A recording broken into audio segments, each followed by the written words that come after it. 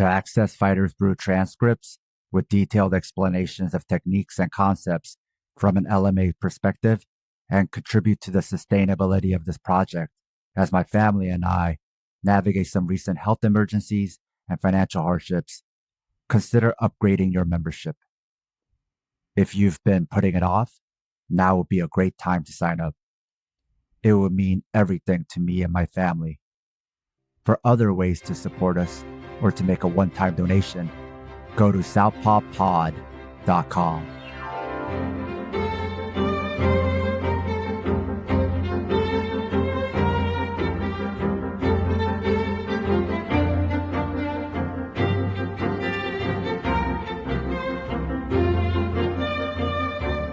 Fighters Brew, Season 2 Finale, Episode 10. In memory of Alexander Buckner. At Yudai's house, Yudai is washing up. The pain's almost gone, he thinks. But that damn kick. I only lost one measly Shudo match. So why do I feel like I've hit a brick wall? He walks into Saidai's old room. It's full of trophies. My brother put his heart and soul into judo, but one accident made him give it all up. And he was way stronger than me.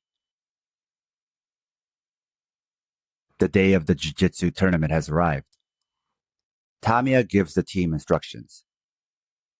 To Meguru, he says, "Don't pull guard. Watch out for sweeps and pass the guard cleanly. Lastly, try to finish with a submission."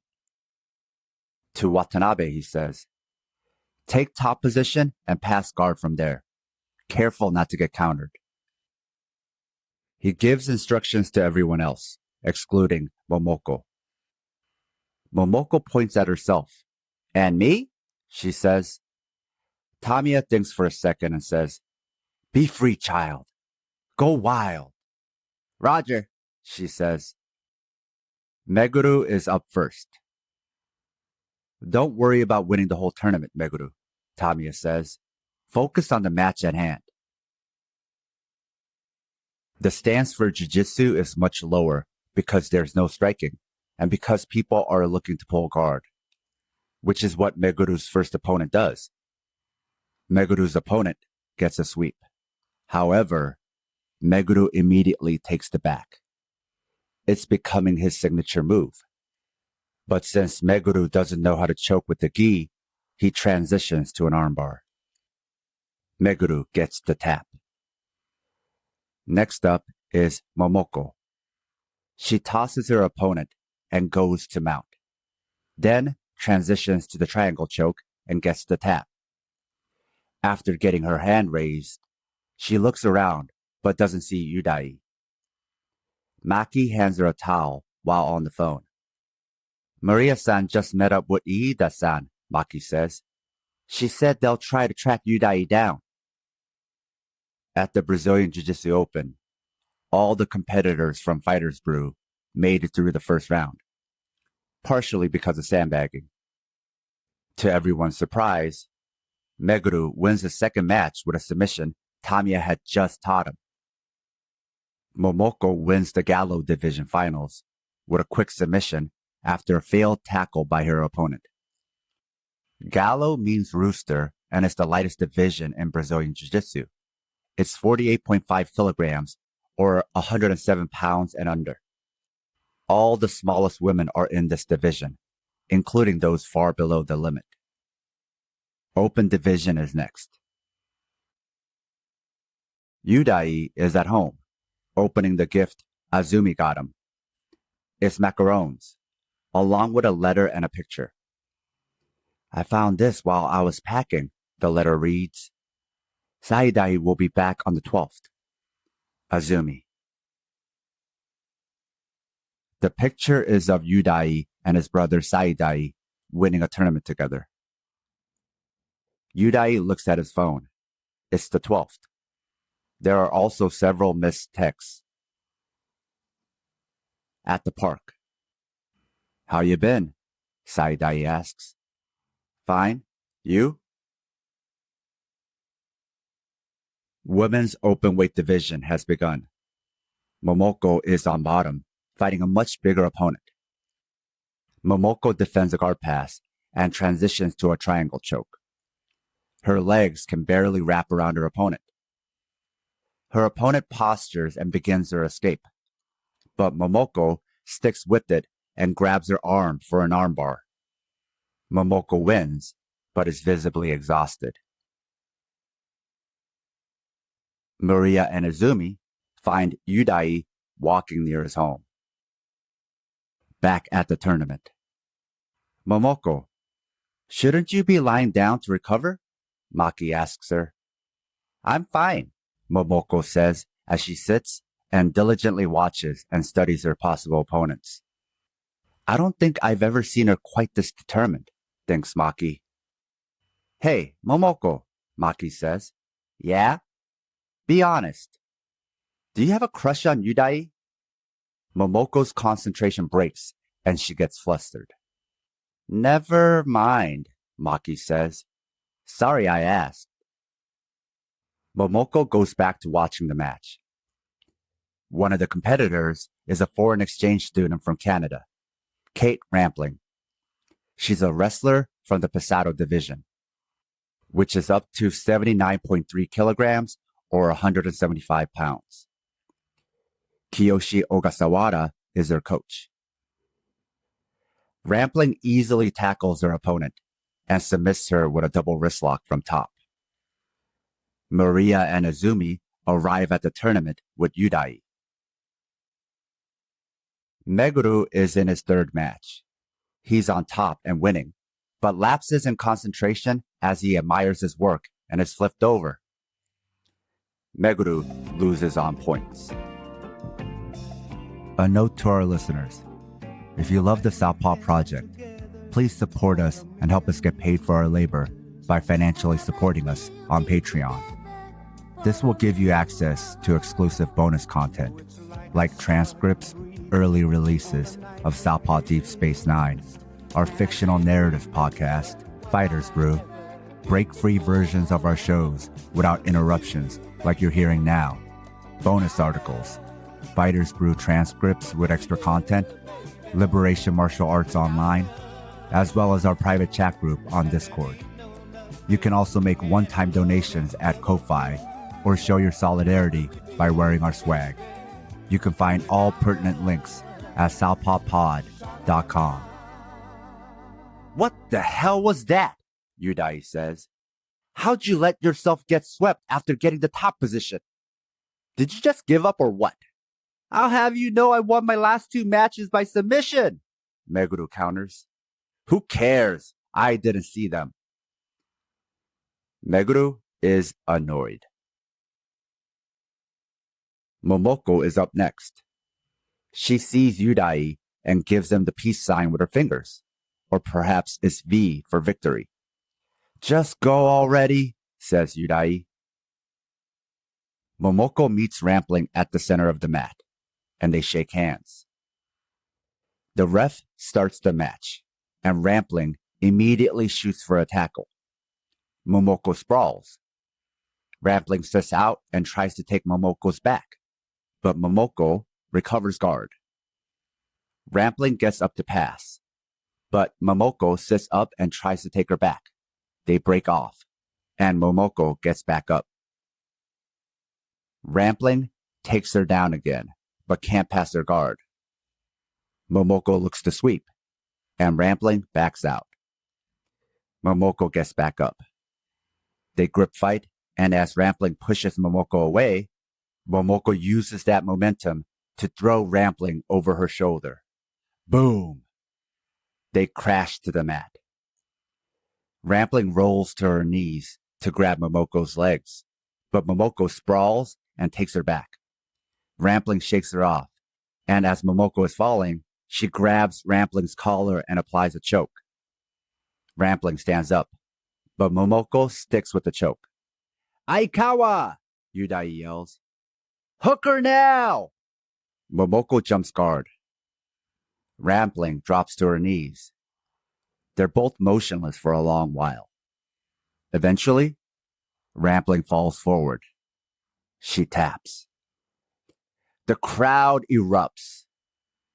Momoko gets up and celebrates. Momoko and Kate Rampling shake hands and bow, showing mutual respect. Momoko goes to the rest area, but can barely sit up, yet her spirit is unbroken. Yudai looks on. Meguru runs into Kaoru. She shows him some variations on how to finish the double wrist lock.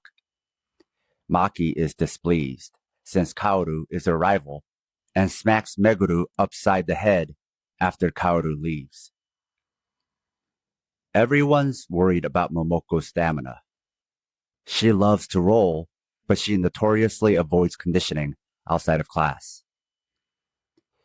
Yudai walks around the gymnasium, watching the competitors while thinking about the earthquake and the nuclear disaster. Saidai said the disaster area was horrific. What Saidai learned from judo isn't that judo is what matters, but rather doing the right thing. He took up judo to protect himself. Helping with the disaster relief is how Saidai is doing the right thing, especially after the suffering he's already caused. When Yudai asked if he regretted quitting judo, Saidai said no, because he got what he needed from it. In the finals, Momoko is up against Kaoru's teammate, Kaede Sakuma. Kaede is a judoka who's known for her conditioning. The match begins, and Momoko rushes in for an attack, but Kaede, who has already studied Momoko's matches, is waiting for her. She grabs Momoko and throws her, but Momoko uses her athleticism to land on her feet. Kaede changes tactics and drags her to the ground. She rolls Momoko over to get top position. Kaede stays on top and gives Momoko just enough room to scramble and wear herself out while carrying her weight. Eventually, Momoko succumbs to a choke. As usual, Aikawa ran out of gas and lost, Yudai tells Tamiya. Yes, says Tamiya, but jiu-jitsu isn't all about winning. No, Yudai asks. Jiu-jitsu is rooted in self-defense, answers Tamiya. Live to fight another day. Simple, right? Yudai thinks about what Tamiya said and asks, Tamiya-san, where do you see yourself in 10 years? Hell if I know, Tamiya says. But I am a jiu-jitsu fighter, so I'll probably still be doing jiu-jitsu. It's fun, and I get to hang with my friends. Senpai! Momoko shouts. Yudai turns around. Momoko is distraught and still out of breath. I'm sorry, she says. I lost in the finals again. Well, Yudai says, you did your best, right? Tamiya, Urasawa, and Meguru are stunned at what they are hearing. Momoko is also confused. The tournament continues on. Watanabe takes first in the medial white belt division. Urasawa takes second in the blue belt Pluma finals. Tamiya faces Kiyoshi for the fourth time in the brown belt Peña finals. Tamiya lost the last 3 times, but he gets his revenge with a submission win. They embrace at the podium as rivals and friends. Momoko takes home gold and silver. Yudai-kun, Azumi says. Saidai may have had his reasons for giving up judo, but plenty of people stick with it despite their setbacks. Tell me, Yudai-kun, what do you want to do? 2 days later, at the gym, Yudai is participating in the jiu-jitsu class. Watanabe and Momoko get their blue belts, and Urasawa his purple. Meguru is back in the pro MMA class, preparing for the Osaka regional qualifiers. The emphasis is on wrestling, keeping your back off the mat and staying on top. Since so many of the fighters in the pro class have judo and wrestling backgrounds, Meguru is having a hard time. Summer rolls on, and everyone is training hard. Yudai and Meguru continue training together, but Yudai can no longer keep Meguru on his back. Maki is also training hard, especially on her grappling. Since the two girls who beat her are competing at nationals, Maki is also shooting to compete at nationals. Everyone is training 6 days a week. Meguru notices Maki eating in the corner. "What you eating, Maki-chan?" he asks. "Fruit and soy milk," she says. "What do you eat post-workout?" Ramen and snacks, mostly," answers Meguru. "Geez, dude, no wonder you keep losing," she says. "Not that I'm one to talk." "Then why don't you make something for me?" Meguru fearfully jokes, only to leave Maki lost for words. Meguru waves to everyone as he leaves the gym. Maki is still speechless. "Why is she just sitting there?" Furuya asks. "Beats me," answers Maria. This is the end of Fighters Brew Season 2. Season 3 will be out on Patreon and Substack first, then on the public feed. Please consider financially supporting Southpaw. Fighters Brew is dedicated to Alexander Buckner and his family and friends. Catch you here for Season 3 of Fighters Brew, a tale of misfit anti-capitalist martial artists refusing to grow up and finding community in a shared embodied practice. Sounds very familiar.